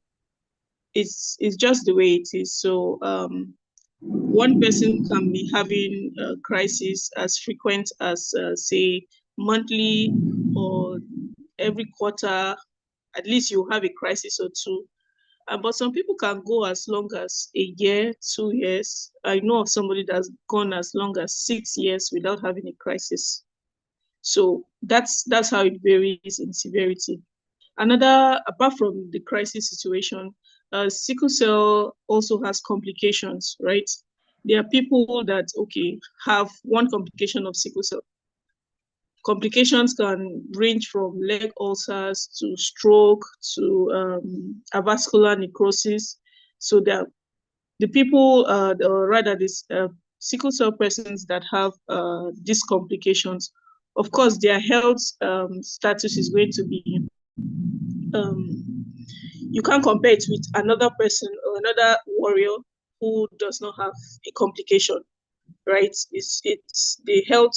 You have to, as a person living with an additional sickle cell burden or complication, like Professor Korubo said earlier, you have, in addition to your hematologist, you have to add, say, the orthopedic surgeons. If it's the leg ulcers, you have to have a different set of doctors entirely. So your health concern, that's how it varies. That's how all of that varies. Sorry, I didn't get the second part of it. I know, I think you did do good justice to it, to talk about the severity, how it varies, and then the other one was what role does good diet play in managing it? Then I think Okay, our yeah. moderator is back. Nelson, over to you, please, from there. Thank you. Okay, do I answer that or? Yeah, yes, please. You can just answer that, and then you can, and Nelson will take over. All right. Diet plays a very important role in its treatment of sickle cell. Not just, we don't just eat just because we are hungry, right? It also helps. My mom usually say, eat the food like it's medicine. Eat it like it's medicine. A lot of persons have come to know, living with sickle cell, do not like eating food, but you know that you are sustained by drugs. Like, you take drugs every day or almost every day, and these drugs, most of the time, they need you to eat food, and then it's more like you're just eating the food because you have to take drugs. I think it should be the other way around, right? Your body needs food because of the exertion that your body constantly undergoes. Your body needs food to stay strong. Your body needs the energy. If not for anything, for self-love, it's food. That's how. For self-love, please, anything, eat food. I love that. Thank you so much, Jono. And so just because of our time, we'll just take one more question, and that's going to Oluwani Shola. So is she still on the call? Yes, I am. I'm here. Okay, sorry, I didn't see my screen. Okay, so the question says, since it's unethical to request for genotype from employees, should we then disclose our genotype and health status? If so, when should we, as employers, do so? Let me take that again. Since it's unethical to request for genotype from employees, should we then disclose our genotype and health status? And if we must do that, when should we do that? And whom should be informed? Okay, so yes, it's unethical to request for these things. And in terms of disclosing it, I think it's totally dependent on who you're comfortable with to disclose, who you have over time seen as someone that is matured enough to handle the information. Personally, for me, I would advise you disclose it to, if you're reporting to your MD or whoever you're reporting to directly, and to the HR in the organization. These are the people who should be able to have, custodians of those information. Again, for me, I like to disclose it before I even get the job, just so that you know that this is what it is, and if you're open to giving me the job or not. That's the personal thing, right? But if you feel it's safe for you to wait till you get the job and then go ahead and disclose, by all means, because again, you also want to avoid discrimination, right? I can't guarantee that by the time you get the job and then disclose, you would have you would have a bit of understanding. It can lead to certain other issues, right? But I think when you're going through the recruitment process, you should be able to sense or be able to determine and decipher when you think that it's going to be very comfortable for you to disclose this to whoever is appropriate. But your manager should know, the person you're reporting to directly, and your HR should know, so that they're able to handle when you are not available at work. All right, thank you, Oluwanishola. Really sorry, dropped off for a bit. Internet in Nigeria, and also permit me to be without my camera at this point. And I really just want to say, I know it's been a rich panel up to this time. I heard most of the responses to all the last questions, and then I should say a very big thank you, Dr. Rebecca, Onobasi, and then also Oluwanishola. Thank you so much for your time on the panel. And I should also just say again a very big thank you to Professor Korobo for the keynote speech, which kind of like helped us get into this point. I would draw a thread across most of the things that has been said here, which is really around allowing our skills and competence speak for us. We should speak up, show value, be proactive, and then within the context of the organization, everyone should build a mindset of excellence and persistence. As someone living with sickle cell disease, and then even for the organizations that are employing people, you want to put forward first excellence, competence, and then the ability to get the job done, even when thinking through policies and all the different ways that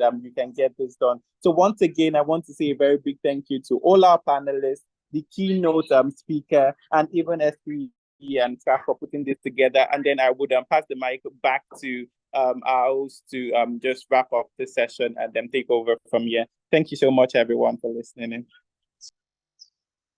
Thank you so much, Nelson. Thank you so much, our amazing panelists, for a wonderful session. It was very informative and insightful. Thank you so much. The one takeaway I'll leave, today's meeting with is, be so good that you can't be ignored. The spirit of excellence, spirit of resilience and persistence. No matter what challenge you're having, just keep moving and you can never be ignored. So thank you so much for that wonderful session. We'll be going straight on to the announcements, and I'll be taken by Let's take the pictures first. Let's take the pictures first. Oh, okay, ma.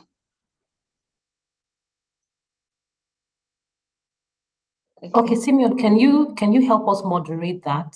So while we are probably please turn on our camera so that we can take a photograph to more sort of immortalize this day and this session that we've had. So please turn on your camera, and Simeon, please do let us know when you have taken the photograph. We're almost at the end of the meeting. We want to appreciate everyone that has held until now. It's been a fantastic time. Okay. All right. Yeah, I can still see some persons turning on their video.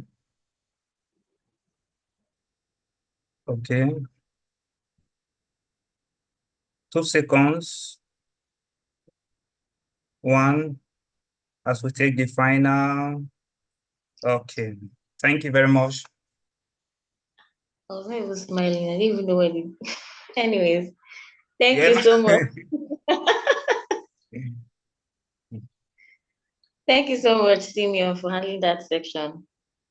Okay, the announcement. I'll hand over the mic to Madam Tombari.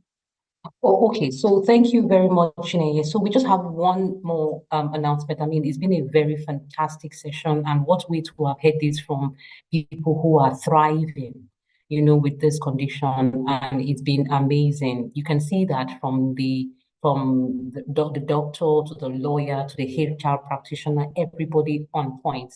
So we want to push this a little further tomorrow to see how we can do a blood donation. And like I mentioned at the beginning, it will be taking place at St. Patrick's Hospital. Please feel free if you're in Port Harcourt to pass by and see if you're able to donate the blood. We're going to be there from 11 a.m. to 4 p.m. And again, thanks so much to staff for partnering with us and making this thing happen. They have been amazing. I mean, the entire staff team have been fantastic. So thank you. Thank you so much, Madam Tombari. Okay, sorry, I missed the other ones. There's also some other events that are coming up. We have the charity golf tournament coming up. I think that's let me confirm the date. That's in May. It's in May. And then the YP Symposium, I mean, it begins from next tomorrow on the 4th of May. And that's another full, fantastic virtual and physical event. It's an annual event that is held by the young professionals. So that's another event that's coming up also in May. Let me see if there's any other one coming up. Okay, there's the Mega Launch and Learn. That's coming up also in May as well. So May is really very packed. And then as part of our CSR project, we are doing a rehabilitation of local health center and provision of a borehole for a local community. And that local community is one in Elemi and in Oyibo.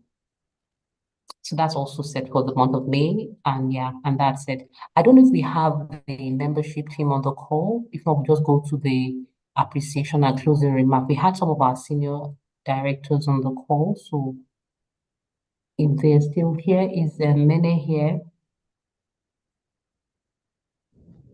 Yes. Good evening, everyone. I'm still here. Mene, can we please just take the membership very quickly? Yes, 1 minute, please. Thank you. All right, thank you. Good evening, everyone. Good evening, Madam Tambara, and our panelists and speakers. My name is Engineer Dumene. I'm the membership chair.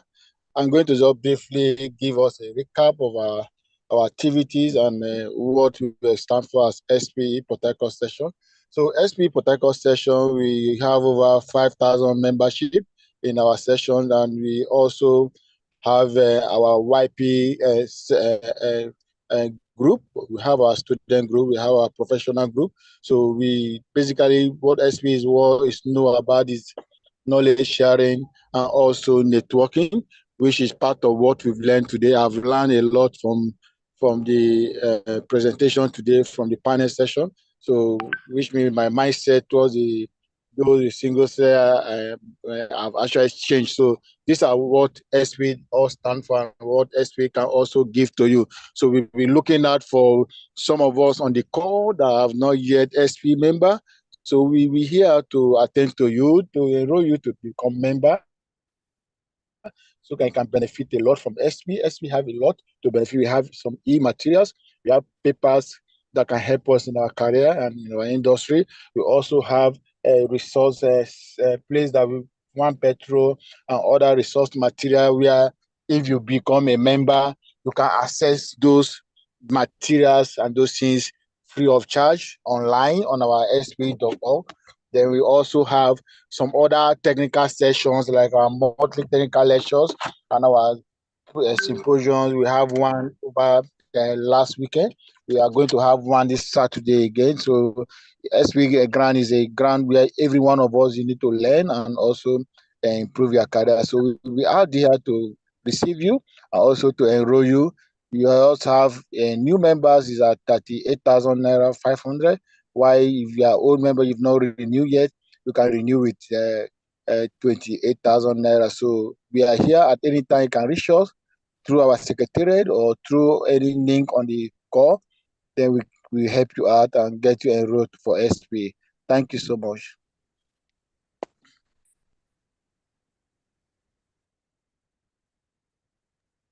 Thank you, Mene. Thank you very much for that. To take the closing remark would be our program chair. I don't know if he's available, but let me just quickly appreciate everyone on the call. Sincerely, I want to appreciate members of staff, Nelson, the moderator of the session, Dabota, the one behind the scene doing all the work and making things happen. She is a force on her own. I mean, she's been the few time, just a short time I've had to work with them. I have been motivated, challenged, and really, really glad that I had the opportunity of working with them. And to our esteemed panelists, thank you so much. You are warriors indeed. Your testimonies are a testament to the fact that we can do it and anybody can do anything that they put their mind to. I like most of the comments that we said, put in your best. Don't let, I think it was Honor that said, there's enough pity for, that's not how she put it, but there's enough pity for everybody in the whole world if you want people to pity you. But thank you so much for educating us. The best thing we can do for ourselves is education. And trust me, even me myself, I have been educated. I didn't realize that Nigeria had the highest number. When you think about it, people say, what's your genotype? I'm AS, I'm A. But I didn't really translate that to the whole thing as us being carriers, but it's as carriers. It's amazing because when I thought about it and I realized, that means even my children, some of them are carriers, you know, and I was like, wow, this thing is closer than we actually thought. So thank you so much for your time. I sincerely, and on behalf of the section, really appreciate you and do not take your time for granted. There's no way we can reward you and want to continue to encourage you to continue to do the best. We thank you for spending that time to share with us your personal experiences. It's been super encouraging. And trust me, we'll go out and proclaim the message more. Thank you very much. Dr. Engineer Abili, are you around just to take the closing remark before I hand over to the host, our amazing host? Okay. Good evening, everyone. Good evening, sir. Thank you, Tom Barry, for making this happen. You and your team, we appreciate you. Our speakers, Professor Korubo, I'm closer to you than you may know. I'm classmate to your younger brother. I used to come to the house in those days in UST, and then your husband's younger brother makes me to also come around. My name is Abie Pedro. All the other speakers, you make it look as if it's not a problem. And for me, there is something you people have not said. I had a sickle cell friend around me, never gets malaria. I don't know if it's because of him or it's prevalent for people with that condition. So I used to envy him for that. The only thing I see is that his eyes are somewhat greenish yellow, but he's quite an amazing guy to be around. So I don't think around me it has to do with that of pity, but rather love. Also, tomorrow we'll be doing some blood donation. People with sickle cell, can they donate? It should have been addressed, and I think it's something we should let us know as a community. On that note, I want to say thank you to all my SPA colleagues, work colleagues, and everybody who have been here patiently and eagerly listening and learning. As we continue tomorrow, I look forward to having you around. So thank you.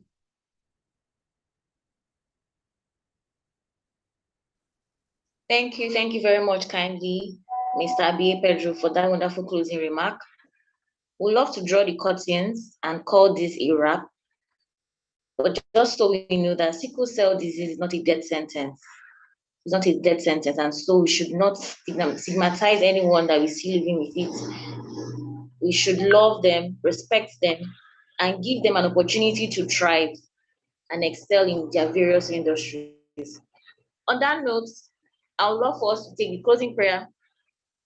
But before I do that, any other announcement just before I call this a wrap, just to confirm. Can I go ahead? Okay. Please, can the technical team help us with the national anthem even as we draw this meeting to a close? Thank you so much.